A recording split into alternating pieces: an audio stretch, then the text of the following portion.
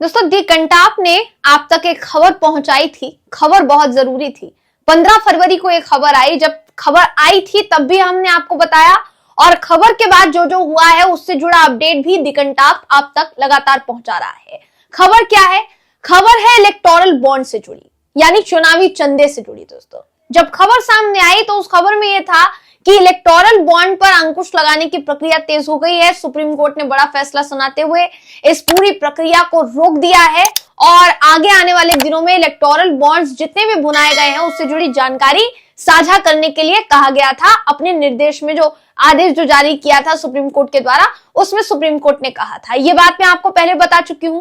इससे पहले जो वीडियो आप तक पहुंचाया गया था दोस्तों, जो हमने साझा की जानकारी आपके साथ, उसमें हमने आपको ये बताया, जो कि खबरों में भी था, कि सुप्रीम कोर्ट में एक अवमानना याचिका स्टेट बैंक ऑफ इंडिया के खिलाफ दायर की गई है।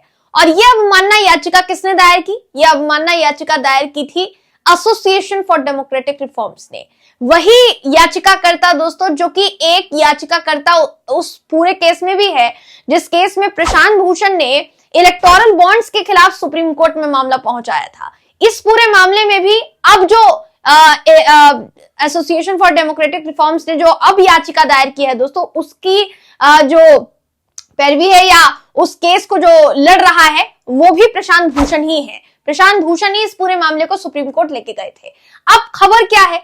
खबर यह है दोस्तों कि जो अवमानना याचिका सुप्रीम कोर्ट में दायर की गई उस पर सुनवाई करने के लिए सुप्रीम कोर्ट राजी हो गया है। हमारे देश के मुख्य न्यायाधीश, सम्माननीय न्यायाधीश सीजेआई डीवाई चंद्रचूड़ ने बड़ी बात कह डाली है दोस्तों। अब ये बड़ी बात क्या कही है उन्होंने, बताऊंगी आपको इस खबर में। आखिर तक इस वीडियो में जरूर बने रहिएगा।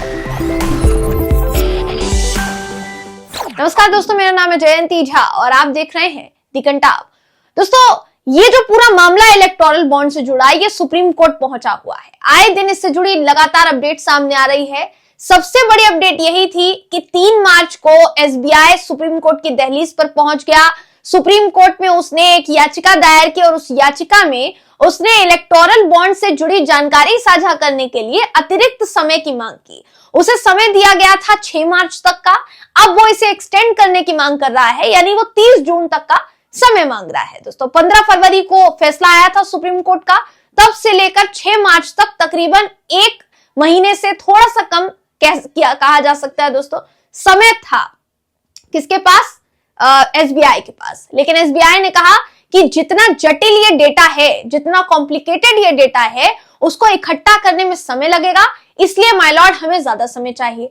अब ये जो पूरा मामला है दोस्तों, जब एसबीआई ये याचिका दायर करता है सुप्रीम कोर्ट में, तो सुप्रीम कोर्ट में एक और याचिका, एक और पिटीशन दायर की जाती है। और वो जो पिटीशन होती है वो कंटेम्प्ट ऑफ कोर्ट, यानी अदालत की अवमानना से जुड़ी कार्यवाही के लिए याचिका दायर की जाती है। याचिका दायर की एडीआर ने, एसोसिएशन फॉर डेमोक्रेटिक रिफॉर्म्स ने, जिसके तरफ से केस लड़ रहे हैं प्रशांत भूषण, उन्होंने साफ तौर पर अब ये कहा है दोस्तों, कोर्ट में जब मामला गया और लिस्ट होने के लिए सीजेआई डीवाई चंद्रचूड़ के सामने बात गई, तो ये कहा गया प्रशांत भूषण द्वारा कि ये कोर्ट की, ये अदालत की अवमानना है।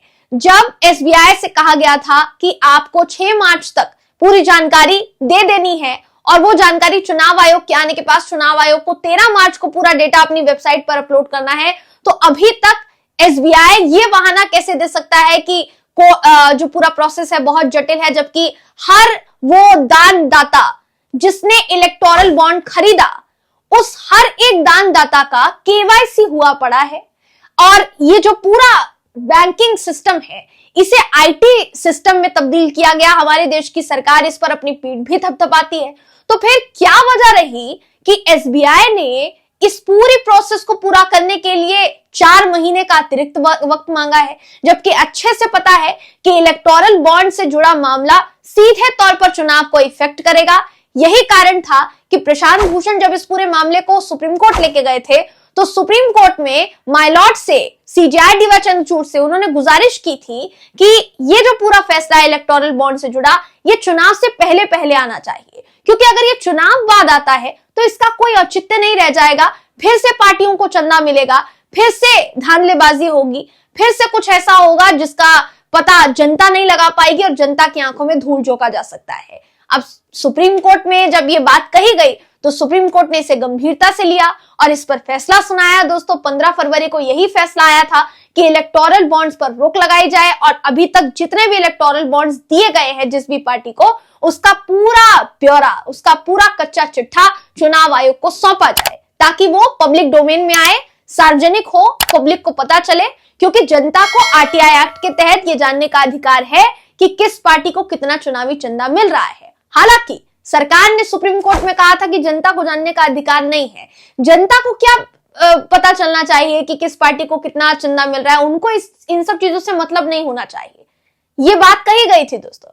तो सुप्रीम कोर्ट में जब ये पूरा मामला गया, सुप्रीम कोर्ट ने साफ तौर पर निर्देश दिया था। अब अवमानना की जो याचिका दायर की गई है उसमें ये प्रशांत भूषण ने कहा कि जो कुछ भी हो रहा है ये कहीं ना कहीं कोर्ट के खिलाफ है, अदालत के खिलाफ है, जो कि नहीं होना चाहिए। तो अब इस पर क्या एक्शन लिया गया है दोस्तों, आपकी स्क्रीन पर वो खबर है जिसके मुताबिक देखिए इस याचिका में स्टेट बैंक ऑफ इंडिया ने जो याचिका दायर की और जो एडीआर ने अवमानना की याचिका दायर की है, दोनों पर 11 मार्च को सुनवाई संभव है, जिसका एक नोटिफिकेशन भी जारी हुआ है। वो notification supreme court of India का आपकी स्क्रीन पर इस वक्त मैं आपको दिखा रही हूं। अगर आप इस नोटिस को देखेंगे जो कि बार एंड बेंच के द्वारा शेयर किया गया है दोस्तों, तो इस नोटिस में साफ तौर पर लिखा है, ये नोट है सुप्रीम कोर्ट की तरफ से, जिसमें ये मेंशन किया गया है कि एडीआर और स्टेट बैंक ऑफ इंडिया दोनों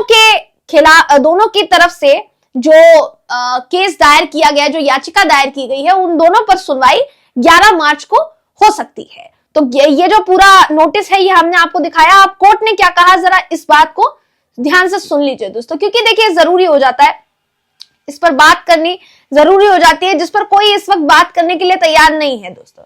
इलेक्टोरल बॉन्ड्स पर हमारे देश की सरकार बात करने के लिए तैयार नहीं है। सुप्रीम कोर्ट ने क्या कहा, सुप्रीम कोर्ट ने ये कहा कि आप इस पूरे मामले को ईमेल कीजिए और हम इस पूरे मामले पर सुनवाई करेंगे, ये सुप्रीम कोर्ट ने कहा है दोस्तों। सीजेआई डी वाई चंद्रचूड़ ने कहा कि कृपया एक ईमेल मुझे भेज दें आप कि कैसे अवमानना हुई और कैसे कंटेम्प्ट ऑफ कोर्ट होता है, ये मैं इस पर आदेश पारित करूंगा। ये एबीपी की खबर के हवाले से हम आपको पूरा मामला बता रहे हैं दोस्तों। सीजेआई डी वाई चंद्रचूड़ ने जो कहा है, एबीपी न्यूज ने लिखा है कि सीजेआई डी वाई चंद्रचूड़ ने कहा कि कृपया एक ईमेल भेजें, मैं आदेश पारित करूंगा।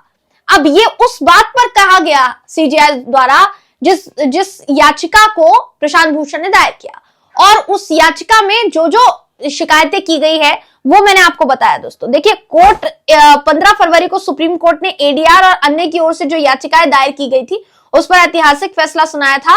2018 की जो चुनावी बॉन्ड स्कीम थी दोस्तों, उसको असंवैधानिक घोषित कर दिया था सुप्रीम कोर्ट ने, और चुनाव आयोग को 13 मार्च तक इसे अपनी आधिकारिक वेबसाइट पर प्रकाशित करने का निर्देश भी दिया था दोस्तों।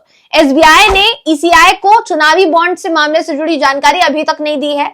केंद्र सरकार के नियंत्रण बैंक की ओर से अभी तक भारत के निर्वाचन आयोग को कोई जानकारी नहीं दी गई है। सुप्रीम कोर्ट के 15 फरवरी को दिए गए निर्देश के मुताबिक ऐसा करना जरूरी था। कोर्ट ने पिछले माह के आदेश में एसबीआई को 6 मार्च तक का समय दिया था कि आपको विवरण प्रस्तुत करना है चुनाव आयोग के सामने। अभी तक चुनाव आयोग के पास ऐसी कोई जानकारी नहीं है। तो डिले क्यों हो रहा है, सवाल ये उठता है। ये बात जब सुप्रीम कोर्ट में पूछी जाएगी दोस्तों एसबीआई से, एसबीआई के आधिकारिक वकीलों से, तो उनकी तरफ से क्या जवाब निकलकर सामने आता है, ये देखने वाली बात होगी। फिलहाल सीजेआई डी वाई चंद्रचूड़ इस पूरे मामले पर सुनवाई करने के लिए तैयार हो गए हैं। देखने वाली बात होगी कि अवमानना याचिका में जो जो शिकायतें एसबीआई को लेकर की जा रही है और चुनाव को लेकर जो अंदेशा जताया जा रहा है, उस पर सुप्रीम कोर्ट, जी हाँ हमारे देश की सुप्रीम अदालत क्या फैसला सुनाती है, इस पर सबकी निगाहें टिकी हुई है। 11 मार्च का इंतजार हमें भी है दोस्तों, आप भी कीजिए, देखना होगा क्या फैसला निकलकर सामने आता है। फिलहाल इस खबर में बस इतना ही। आप इस खबर पर क्या सोचते हैं, आपकी क्या राय है, कमेंट करके हमें जरूर बताइएगा। अगर आपको ये वीडियो पसंद आया हो तो वीडियो को लाइक कीजिए, शेयर कीजिए, चैनल को सब्सक्राइब करना बिल्कुल भी ना भूलें। फिर मुलाकात होगी आपसे अगली वीडियो में, तब तक के लिए नमस्कार।